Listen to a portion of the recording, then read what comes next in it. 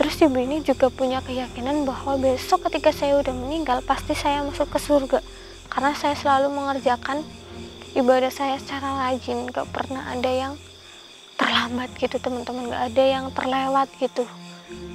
Tapi kenyataannya dia justru nggak masuk ke surga, justru dia itu masuk neraka karena kesalahan ibunya sendiri gitu teman-teman. Ibu, alhamdulillah teman-teman, ini tiba-tiba mukanya waktu kelihatan langsung bersinar ya teman-teman ya. Nih, assalamualaikum warahmatullahi wabarakatuh. Halo sahabat Las-Las, alhamdulillah berjumpa lagi dengan saya Isma. Dan seperti biasa ya teman-teman ya, ini tuh saya masih ditemani sama Mas Saifi, nggak ada bosan-bosannya ini. Gimana kabarnya ini Mas Saifi sekarang? Alhamdulillah sehat Mbak Isma. Alhamdulillah.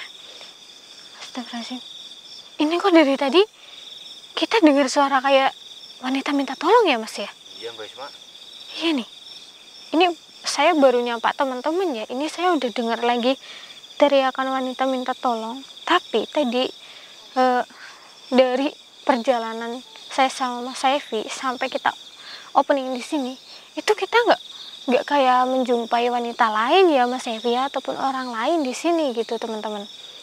Bahkan nih memang ya teman-teman, ini bukan hanya di saya ataupun Mas Saifi sekarang, tapi warga yang di sini ketika mereka itu beraktivitas pun mereka sering mendengar itu teman-teman.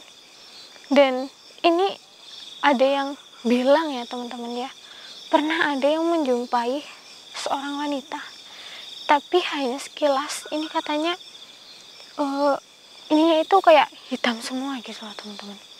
Cuma ini yang lihat itu enggak langsung menceritakan yang bagaimana, dia cuma hanya bilangnya seperti itu aja teman-teman. Cuma semenjak kejadian itu di sini itu semakin kayak ini, kayak bisa dibilang sekarang ini tempatnya dibilang angker sama orang-orang yang di sini. Karena setiap lewat sini pasti dengar suara minta tolong, kayak yang saya alami sama Mas Saifi sekarang ya Mas ya. Iya. Ini bahkan nih saya juga sama Mas Saifi sebelum standby kamera nih teman-teman ya, saya udah sempet kita keliling-keliling di sini ya Mas ya. Kita naik turun tapi nggak menemukan apapun teman-teman. Tapi ini gini loh Mas, ini Mas Saifi ngerasain juga nggak? Saya semakin kesini kok kayak ingin semakin kesana ya Mas Saifi ya.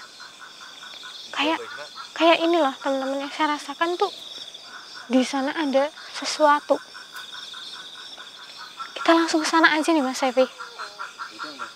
Ayo, udah siap kan? Siap Mbak Isma.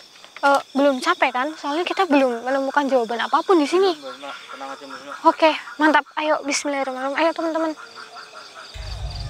Coba tengok sana deh Mas. Diam langsung suaranya ya. Iya Mbak Isma. Ini kayak kalau di yang saya tahu itu yang tadi bunyi kayak hewan bebek alas ya Mas namanya itu kalau di sini teman-teman. Tapi kalau kita lihat kita mau nangkap itu susah banget, soalnya larinya itu kencang banget, nggak kayak bebek-bebek yang di desa ya Mas ya.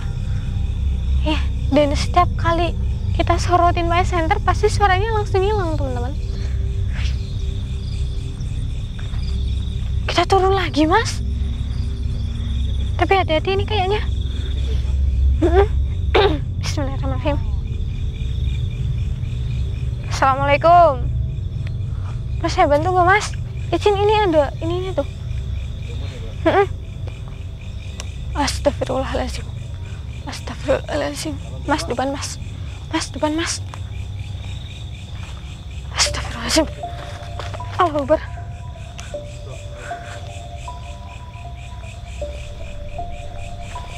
Ya Allah. Ini orang Mbak.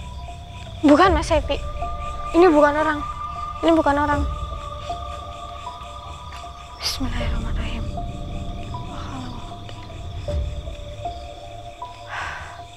Astagfirullahaladzim. Ya Allah. Astagfirullahaladzim.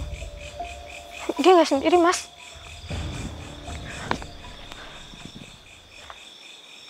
Ini agak ke belakang ini ada sosok tinggi banget teman-teman. Ini bahkan kalau ada pohon kelapa yang paling tinggi pun ini lebih tinggi dari itu ya. Ini sosok di belakang, dan dia ini kayak bawa rantai, rantainya itu kayak menyala teman-teman. Rantainya panjang banget, setinggi dia, terus menyala, kayak nyalanya itu kayak api gitu teman-teman. Saya juga nggak tahu ya, ini saya baru pertama kali lihat. Makanya tadi saya waktu keliling ke belakang kaget teman-teman, soalnya itu tinggi banget. Untung aja saya nggak diapa-apain gitu teman-teman. Tapi kenapa dia ini selalu berada di belakang wanita ini ya mas? Dan ini teman-teman, pakaian dia kenapa bisa hitam seperti ini? Ini bisa jadi suara minta tolong itu mas Evi. Wah ini kita Bisa jadi Mbak Isma. nih, astagfirullahaladzim, dengar mas, ini teman-teman, ini dia yang minta tolong ini. Bismillahirrahmanirrahim. Ini teman-teman, saya langsung mau bertanya sama dia aja ya teman-teman, sebenarnya apa yang terjadi gitu. Bismillahirrahmanirrahim. Assalamualaikum Bu. Alhamdulillah. Tolong Ibu. Astagfirullahaladzim. Ibu memangnya kenapa? Kesakitan Bu? Astagfirullahaladzim. Yang belakang itu Bu. Ya Allah. Astagfirullahaladzim. Kenapa Mbak Isma? Wah ini teman-teman, ibu ini tuh minta tolong ke saya. Katanya dia itu merasa sangat kesakitan. Dan ini yang melakukan hal itu tuh yang di belakang itu mas, yang tadi saya bilang bawa rantai. Dan ibu ini kayak dicambuk pakai rantai tersebut gitu loh. Makanya dia itu kayak kesakitan dan selalu minta tolong teman-teman. Tapi saya nggak tahu ini sebenarnya beliau ini melakukan apa selama dia itu masih hidup teman-teman. Karena dari penampilannya kayak ini kuat ya, kalau soalnya ini tertutup banget ya nggak mas Evi? Iya Mbak. Kalau dalam beribadah, tapi kita nggak tahu ya, ini kan saya hanya menilai dari penampilannya aja. Tapi kita coba bertanya apa yang sebenarnya terjadi, kok bisa hal ini terjadi pada ibu ini gitu teman-teman. Iya, kalau saya bisa bantuin ibu Bu, saya pasti akan bantu sebisa saya Bu. Tapi ini ibu bisa nggak ceritakan ke saya sebenarnya apa yang terjadi Bu? Kok ibu bisa seperti ini?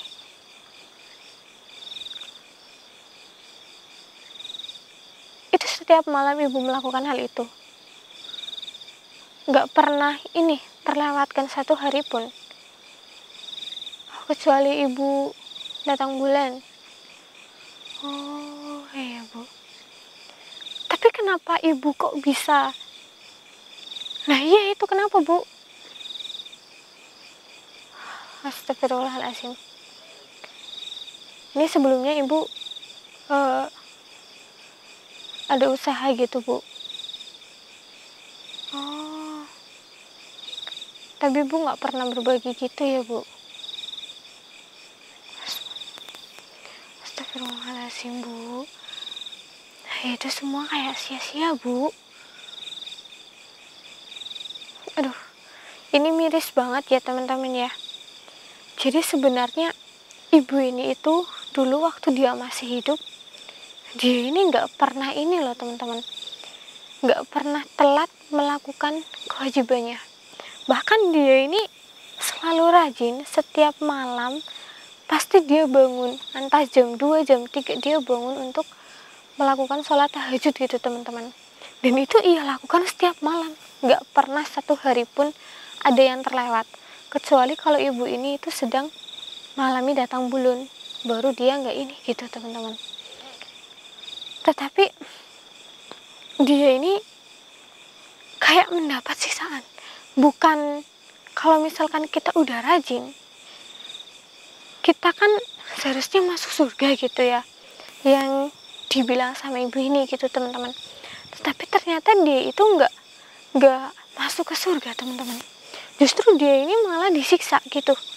Dan saya tanya kan, kenapa bisa terjadi hal seperti itu. Nah ibu ini itu jujur, ibu ini tadi menceritakan sewaktu dia itu masih hidup secara ini ya, singkat ke saya. Jadi ibu ini itu dulu punya sebuah usaha.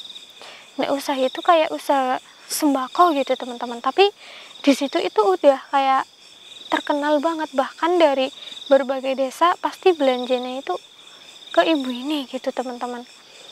Nah dia juga pada saat mendapatkan kayak rezeki yang banyak, dia itu nggak pernah kayak untuk berbagi ataupun bersedekah gitu ke orang lain gitu teman-teman. Iya kan Bu? Ini sebentar ya teman-teman ya, ada satu pertanyaan yang saya harus tanyakan. Ini ibu pada saat melakukan sholat tahajud, niat ibu itu sebenarnya apa? Ibu jujur ke saya ngerasain kalau ibu ini bukan kayak sholat untuk ini, tapi untuk hal yang lain. Iya benar Bu. Astagfirullahaladzim Bu. Ternyata benar dugaan saya teman-teman. Ibu ini itu melakukan sholat tahajud bukan karena niatnya bersungguh-sungguh untuk mengerjakannya ya teman-teman ya, tetapi dia hanya ingin mendapatkan kekayaan, hanya ingin mendapatkan harta dari situ teman-teman. Dan yang lebih parahnya, ketika itu udah di ini, dia nggak memperdulikan lagi orang lain gitu teman-teman, karena ibu ini itu udah yakin, oh saya di sini di dunia udah enak, udah dapet harta banyak, terus saya nggak perlu bantuan dari orang lain. Terus ibu ini juga punya keyakinan bahwa besok ketika saya udah meninggal pasti saya masuk ke surga, karena saya selalu mengerjakan ibadah saya secara rajin, gak pernah ada yang terlambat gitu teman-teman, gak ada yang terlewat gitu. Tapi kenyataannya dia justru nggak masuk ke surga, justru dia itu masuk neraka karena kesalahan ibunya sendiri gitu teman-teman. Karena dia ini nggak bisa kayak kita berbagi. Misalkan ibu ini dia masih hidup ya teman-teman ya, di sampingnya ada saya dalam kondisi nggak punya, saya kelaparan, saya kehausan, tapi ibu ini tuh bodoh amat ke saya, dia nggak peduliin saya gitu teman-teman, padahal dia punya makanan, dia punya uang, sedikit pun nggak ngasih ke saya. Ini kesalahannya teman-teman. Makanya dia ini bisa seperti ini. Dan saya lihat juga sebenarnya yang dia kenakan itu bukan kayak yang kita lihat sekarang Mas Sevi teman-teman, tetapi warnanya itu kayak warna putih gitu, karena dia itu kayak disiksa di sana. Jadi ini itu berubah jadi hitam, mukanya ini berubah jadi hitam teman-teman.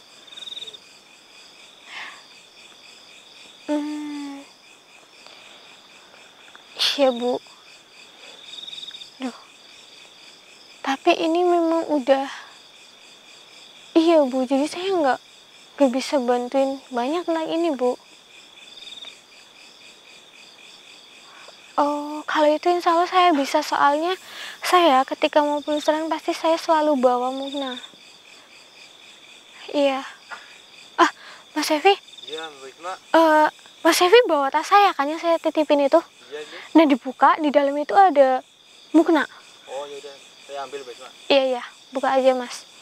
Ini teman-teman, saya harus bantuin ibu ini. Saya ganti pakaiannya dengan mukna saya supaya dia lebih ini mana. Oke. Astagfirullahaladzim.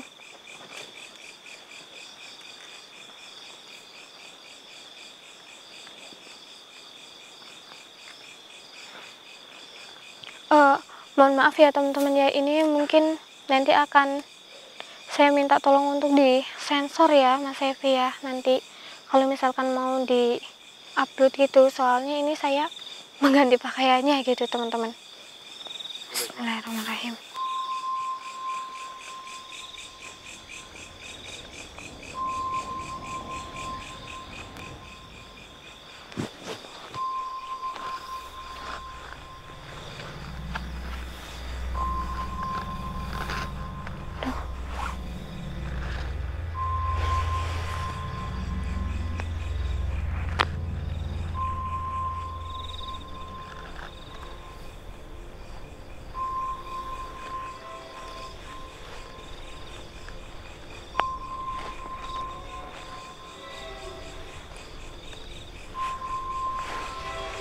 ya Bu.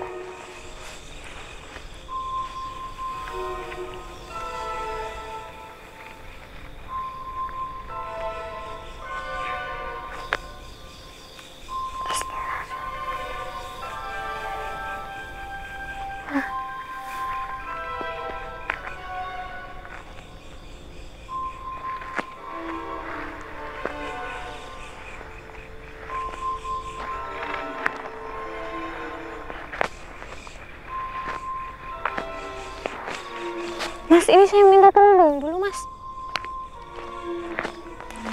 Itu di tas saya ada sesuatu lagi. Mana ya tas saya? Iya, ini. Ya, Mbak Isma. Ini pegang, Mas. Oke.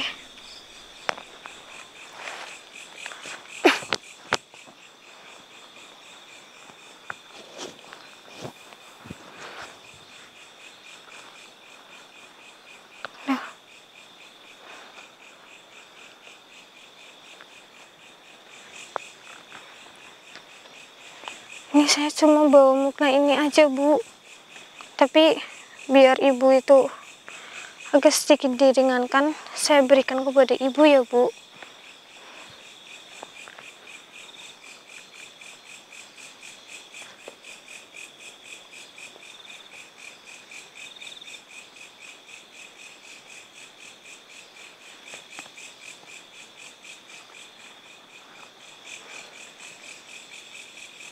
Mana ya?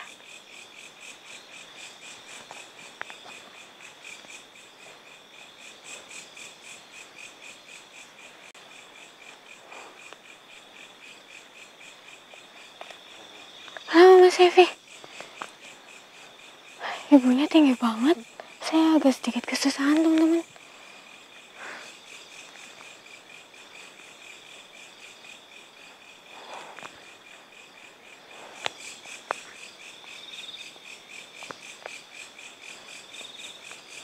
Iya, Bu.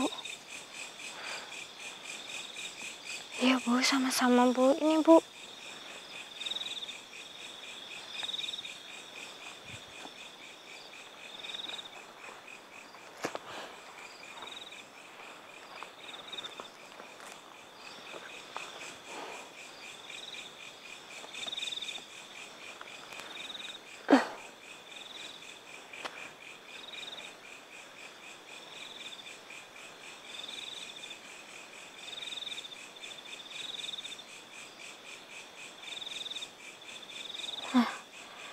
Udah selesai, Bu. Sebenarnya ibu masih muda ya, Bu ya.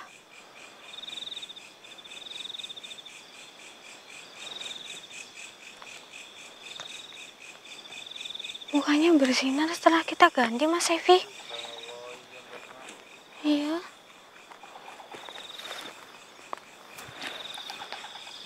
Subhanallah. Ibu, alhamdulillah teman-teman. Ini tiba-tiba mukanya waktu kelihatan langsung bersinar ya teman-teman ya. Nih. Dan ini kok yang di belakang ikut nyala ya, Mas? Masa, Mbak Isma? Iya. Saya nggak lihat lagi, Mas. Astagfirullah. Masya Allah.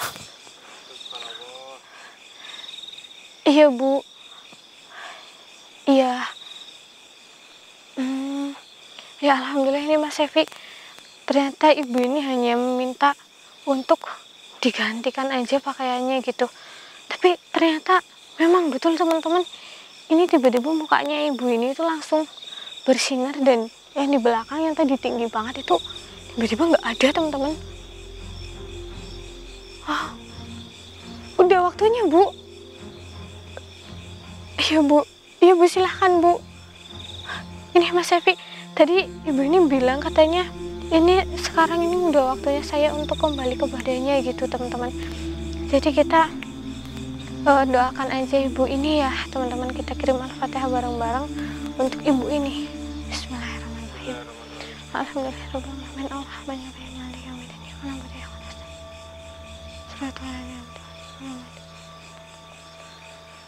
Amin amin ya rabbal alamin.